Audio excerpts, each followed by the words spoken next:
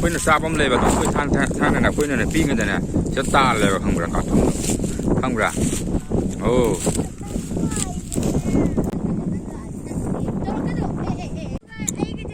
คือยุงกี่มันนิ่งเนี่ยสิสุมันนิ่งกี่ระบบตัวนี้อยู่เลยสิเสียงงซุ่มยุงมาทะเลาะกับเสียง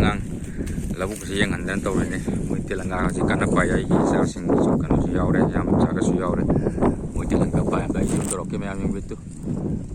มวยเตลังกาวางนับไปมวยเสียงนุ่งไงจะได้มวยมันพูดสิละสิยินดีลาปกี้นุ่งไงไปสมัครขลุ่มเนี่ยนั่งก็จะหาเราตัวนั้นตัวเลยไอ้ส่วนเอาวิดีโอใส่ส่วนนุ่งไงมันจะว่ากันนุ่งไงมันจะสมัยนั่งอีสานก็ใช้สมัยนั้นไปยุงตัวทุกตัวสมัยตัวพังไปสิละหาเราตัวนั้นแม่สมเสียตัวก็แม่ตั้งเอาพุทธาสินะตัวสมตัวจะคนนี้หลังดูโซเลยอาดุนทัดนั่งกันนุก็งาตั้งสมัยนั้นไปสินุ่งไงตัวเยี่ยมนุ่งไงจะว้าวไป